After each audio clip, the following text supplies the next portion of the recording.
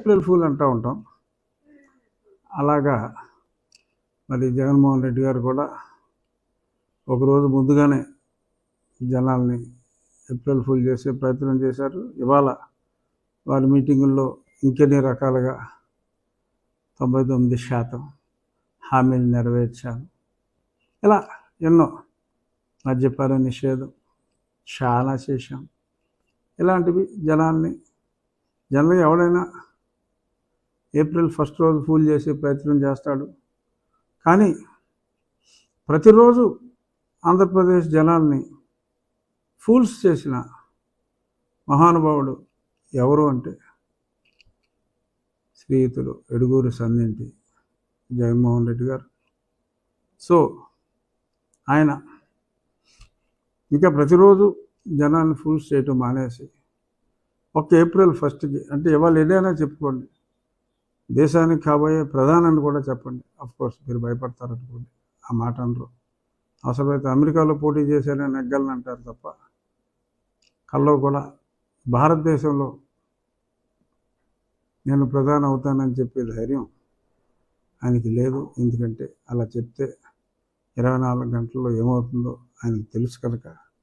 సరే, ఈ April fools డేని పక్కన పెడితే, ఈరోజు నేను గతంలో సుప్రీంకోర్టులో 2 సార్లు వాయిదా పడింది. ఒకటి, జగన్మోహన్ రెడ్డి గారు సుమారు ఒక 3000 సార్లు ఆయన మీద ఉన్న 11 ఛార్జ్షీట్లలో బాగా వాయిదాలు అడిగినట్టుగా రికార్డులన్నీ సమర్పించి, ఇంక ఈ కోర్టులో ఉంటే ఇలాగే ఈయన వాయిదాలు అడుగుతూ ఉంటాడు, ఆయన ఇస్తూ ఉంటాడు. దానికి తోడు హైకోర్టు నుంచి కూడా అసలు నువ్వు వెళ్ళక్కర్లేదా, నువ్వు తోపి, నువ్వు సీఎంవి అన్నట్టుగా ఒక ఆర్డర్ కూడా ఆయన తెచ్చుకోవడం జరిగింది. సో దాని మీద ఇది అన్యాయం, ఒక ముఖ్యమంత్రికి ఒక రూలు, ఒక సాధారణ మానవుడికి ఒక రూలా అని చెప్పి ప్రశ్నించి, ఇది న్యాయ వ్యవస్థనే వ్యవస్థలను చేసే విధంగా ఉంది. ఇదే సుప్రీంకోర్టులో 77 వాయిదాలు అడిగితే, ఇంకొక వాయిదా అడిగితే ఇచ్చిన బెయిల్ను కూడా రద్దు చేయమన్నారు. మరి ఇక్కడ ఇన్ని వేల వాయిదాలు అడిగితే అతిగతి లేదు అని నేను, ఏ ఒక్కరూ కూడా ఈ పిటిషన్ వేయటానికి ఆంధ్రదేశంలో ముందుకు రాని పరిస్థితుల్లో నేను ముందుకొచ్చి, నేనున్నాను అంటూ ముందుకొచ్చి నేను ఈ పిటిషన్ వేయటం జరిగింది. అలాగే నేను గతంలో అప్పుడు కూడా జగన్మోహన్ రెడ్డి బెయిల్ రద్దు చేయడానికి ఎన్నో అవకాశాలు ఉన్నప్పటికీ ఏ ఒక్కడూ కూడా ఆ బెయిల్ రద్దు చేయాలని అడిగే ధైర్యం లేని పరిస్థితుల్లో నేను ఒక్కడనే ధైర్యం చేసి ఆ పిటిషన్ వేసిన 20 రోజులకి ఆల్మోస్ట్ ఏమో, చంపేస్తే స్వర్గానికి వెళ్ళి ఉన్నాం, నరకానికి వెళ్ళి ఉన్నాం, నాకైతే తెలియదు. కానీ మన హిందూ శాస్త్రం ప్రకారం చచ్చినవాడు పుణ్యం చేస్తే స్వర్గానికని, పాపాలు చేస్తే నరకానికని సిద్ధాంతాన్ని మనం నమ్ముతాం. కాబట్టి ఎక్కడో దగ్గరికి పంపించడానికి జగన్మోహన్ రెడ్డి రెడీ అయ్యాడు. బట్ వెంకటేశ్వర దయతో చాలాసార్లు చెప్పా ఇంతకుముందు, అంటే ఆ పిటిషన్ వేసినందువల్ల ఏ ఒక్కడో ఈ రాష్ట్రంలో జగన్మోహన్ రెడ్డి తప్పుల్ని చూపెట్టడానికి ముందుకు రాని పరిస్థితుల్లో నేను వేసిన ఆ పిటిషన్ వల్ల నా ప్రాణం మీదకి నేను తెచ్చుకున్న ఆ వ్యవహారం హైకోర్టు మీదుగా సుప్రీంకోర్టుకు వచ్చింది. గతంలో వాయిదా వేయటం జరిగింది. ఇప్పుడు మళ్ళీ ఈరోజు ఈ 2 పిటిషన్లు విచారణకు వచ్చినప్పుడు ముక్కుల రోతగి గారు రోజుకి 10-30 లక్షలు తీసుకుంటారు. మరి ఆయన జగన్మోహన్ రెడ్డి గారి తరఫున అఫ్కోర్స్ ఇది ఆయన పర్సనల్గా పే చేసుకోవాలి. ఎందుకంటే ఇది నేను ప్రభుత్వం మీద వేసిన కేసు కాదు, వ్యక్తిగతంగా వేసిన కేసు. సరే, ప్రభుత్వం కేసులు కూడా ఆయనకి చాలా ఇస్తాడు కాబట్టి ఆయన ఏం అడ్జస్ట్ చేసుకుంటాడో మనకు తెలియదు, మనకు అనవసరం కూడా.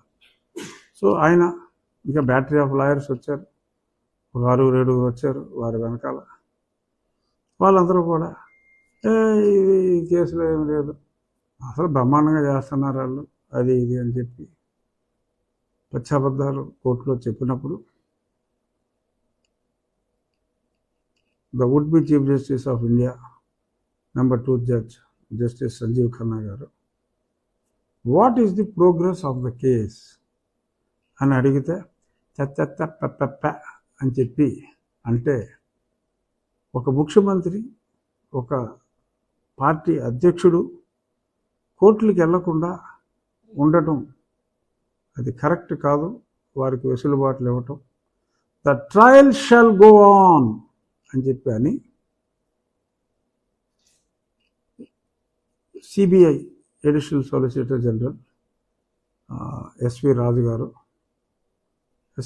గారు సిబిఐ తరపున అటెండ్ అయితే అసలు ముందు అడిగారు, ఆయన క్వైట్గా ఉన్నారు, హూ ఇస్ సిబిఐ కౌన్సిల్ అని జడ్జి గారు తీవ్ర స్వరంలో అడిగినప్పుడు ఆయన నేను సిబిఐ కౌన్సిల్ని, ఈ హైలీ రెప్యూటెడ్ లాయర్ రాజుగారు, చాలా పెద్ద మనిషి ఆ రాజుగారు, I'm the lawyer representing CBI, but we asked you to file a detailed counter why the delay is happening.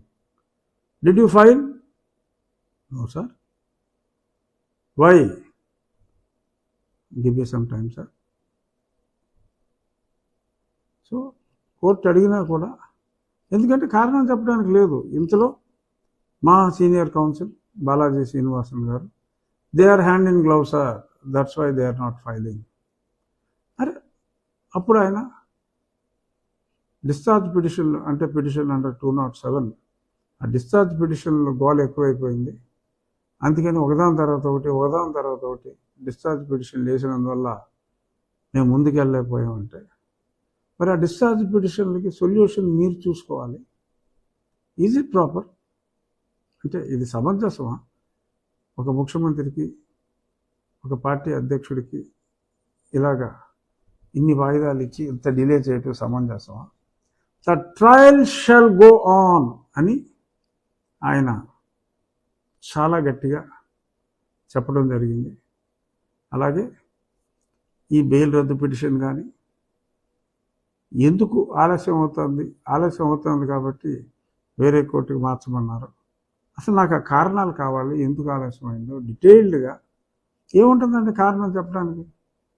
వారానికి 60 లక్షలు ఖర్చు అవుతుంది, అంచేత నేను ముఖ్యమంత్రిని, సో కాబట్టి నాకు టైం కావాలంటే, అయితే ఒక ముఖ్యమంత్రి కాబట్టి అడుగుతున్నట్టు, అయితే బెయిల్ రద్దు చేశారా అని చెప్పి వెంటనే జడ్జి గారు అనొచ్చు.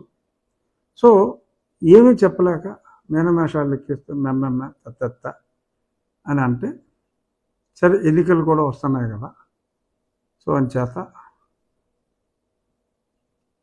ఆగస్టు 5కి వాయిదా వేస్తున్నాను అని అంటూ, but the trial shall go on అని చెప్పి అన్నారు. మరి చూడాలి ఇప్పటికైనా మరి వీరు పిలుస్తారా, హైదరాబాద్లోని సిబిఐ కోర్టు వారు వస్తారా అనేది ఇట్స్ $1 బిలియన్ క్వశ్చన్. ఏముంది, లాయర్లు వెళ్తారు, 4 చెవాట్లు తింటారు, they are extremely sorry milord, pardon us milord అంటారు అనుకుంటున్నాను నేను. బట్ ఏదేమైనా ఎంత గొప్ప లాయర్ని ఇతను నియమించినా న్యాయానికి ఎప్పుడు బలం ఉంటుంది. నేను చేస్తున్నది ఒంటరి పోరాటం, నాకు ఏ పార్టీల మద్దతు లేదు, మీకు ఈ పార్టీకి అర్థమైపోయి ఉంటుంది. నాకు ఏ పార్టీల మద్దతు లేదు, ఎందుకంటే నేను ఏ పార్టీలో సభ్యుడు కాదు.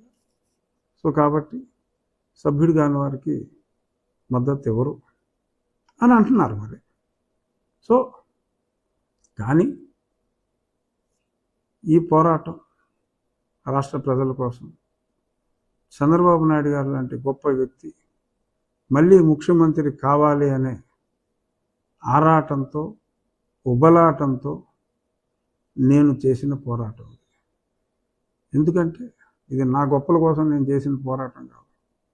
నా పదవి నేను అనుభవించవచ్చు, 5 సంవత్సరాల పాటు నాకు వచ్చిన పదవిని ఎవడైనా అనుభవించాలనే చూస్తాడు. నిన్న మొన్న తెలుగుదేశం పార్టీలో జాయిన్ అయిన వాళ్ళు కొద్దిమంది భారతీయ జనతా పార్టీలో జాయిన్ అయ్యారు. ఏ రోజు కూడా పోరాటం సంగతి దేవుడు ఎరుగు. పెదవి విప్పి మాట్లాడిన మాట ఒక్కటి చూపెట్టినా నేను సీట్ అడగను ఈ కూటమిని.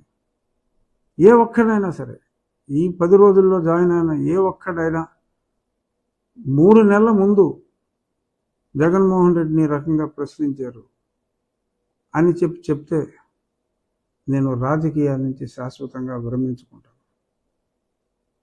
అంతమందికి సీట్లు ఇచ్చిన ఈ కూటమి, భారతీయ జనతా పార్టీ కావచ్చు, జనసేన, నిన్న ఒక ఎంపీ అభ్యర్థిని కూడా ఇచ్చారు, వారైనా కావచ్చు, తెలుగుదేశమైనా కావచ్చు.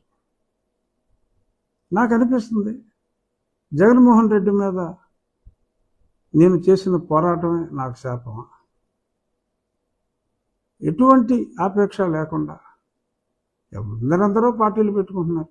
నాకు రాజకీయంగా స్వార్థం ఉంటే ఏమో నేను కూడా పెట్టి ఉండేవాడినేమో. లేదు కదా. నాకు నేను కోరుకున్నది మనస వాచ కర్మన ఈ రాష్ట్రం అభివృద్ధి చెందాలి అంటే శ్రామికుడైన చంద్రబాబు నాయుడు గారు ముఖ్యమంత్రి కావాలి అని నేను కోరుకున్నాను.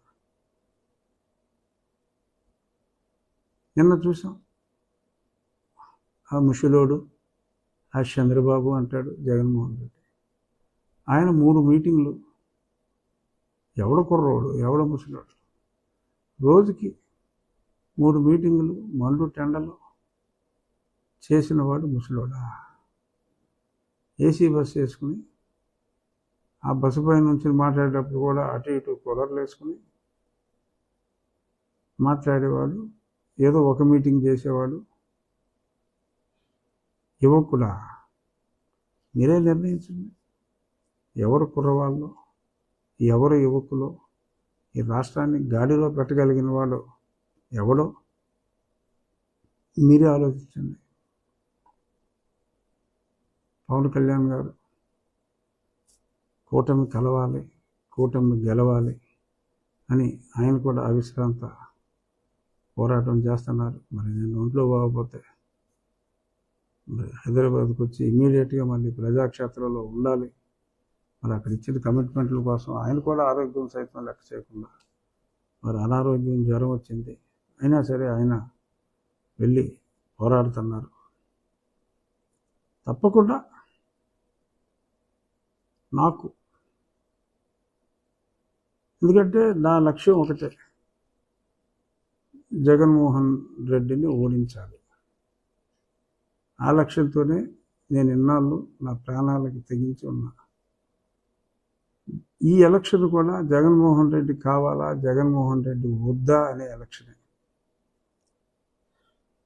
పవన్ కళ్యాణ్ గారు కూడా జగన్మోహన్ రెడ్డి వద్దు, ఇతన్ని వదిలించాలి అనే ఉద్దేశంతోనే ఆయన ప్రజాభిమానం ఎంతగా ఉన్నా కూడా ఎక్కడ నెగ్గాలో కాదు, ఎక్కడ తగ్గాలో తెలియాలనే ఉద్దేశంతో చంద్రబాబు నాయుడు గారితో చేయి కలిపి భారతీయ జనతా పార్టీ కూడా కలవాలని మరి ఆయన కూడా పోరాడారు. ఆయన తెరపై పోరాడారు. అంటే తెరపై అంటే అందరికీ తెలిసేలాగా, తెలియకుండా నేను ఎన్ని రోజులు ఢిల్లీలో గడిపానో నాకు తెలుసు. కానీ కడుపు తెచ్చుకుంటే కాళ్ళ మీద పడుతుంది. నేను ఇప్పుడు ఏమి మాట్లాడినా అపార్థం చేసుకునే పరిస్థితి కాబట్టి అర్థమైన వాళ్ళకి అర్థమైనంత, నేను అంతకంటే ఎక్కువ మాట్లాడను. ఖచ్చితంగా కూటమి గెలవాలి, జగన్మోహన్ రెడ్డి పోవాలి, చంద్రబాబు నాయుడు గారి రాష్ట్రానికి ముఖ్యమంత్రి కావాలి అనే ఉద్దేశంతోనే నేను జగన్మోహన్ రెడ్డి మీద ఈ రోజుకి కూడా సుప్రీంకోర్టులో నేను పోరాడుతున్నా. ప్రజల మీద నాకున్న విశ్వాసంతో, అంటే ప్రజలకి హాని జరుగుతుంది, నా వంతు పాత్ర నేను పోషించాలి అనే ఉద్దేశంతోనే నేను ఏ పార్టీ సభ్యుడు కాకపోయినా ఇప్పుడు ఉన్నది జగన్ని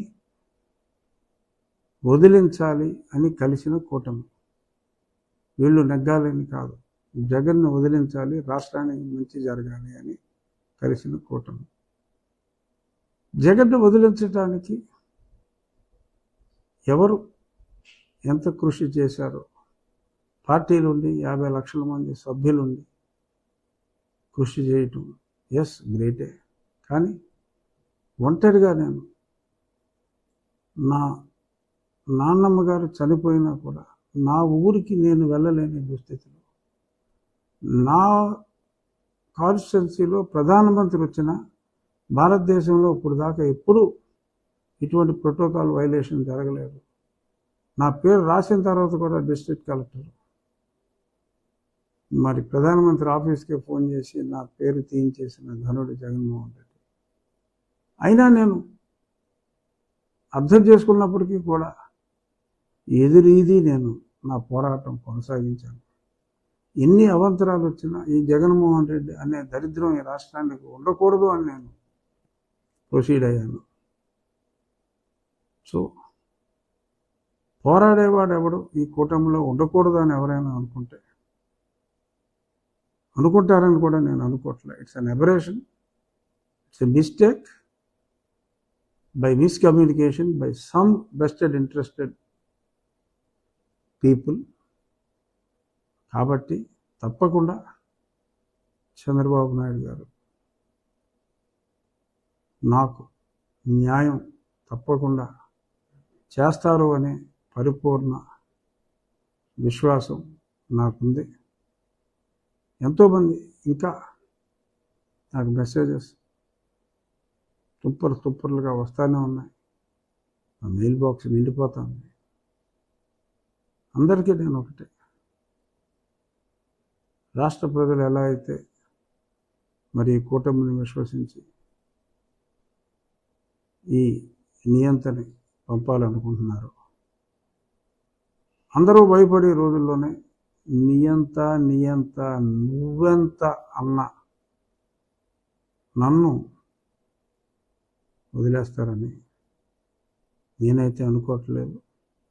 తప్పకుండా 1-2 రోజుల్లో న్యాయం జరుగుతుంది అనే. ఎందుకు నేను చెప్తున్నాను ఇది ప్రతిరోజు? అందుకని నిన్న చెప్పా, మధ్యలో 2 రోజులు మాట్లాడలేదు, వేరే విషయం. ఎందుకు చెప్తున్నాను అంటే చాలామంది రకరకాల ఆప్షన్స్ చెప్తున్నారు. నాకు వద్దండి, అటువంటి ఆప్షన్స్ ఏమీ వద్దు, నాకు న్యాయం జరుగుతుంది అని నేను వాళ్ళందరికీ చెప్తున్నా. అదే విషయం మీడియా ముఖంగా కూడా నేను చెప్తున్నా. చూద్దాం ఏమవుతుందో చూద్దాం. ఎవరైతే నా గురించి మరి ప్రార్థనలు చేస్తున్నారో నేను కూడా అదే కోరుకుంటున్నాను. చూద్దాం, రేపు మళ్ళీ కలుద్దాం. Thank you.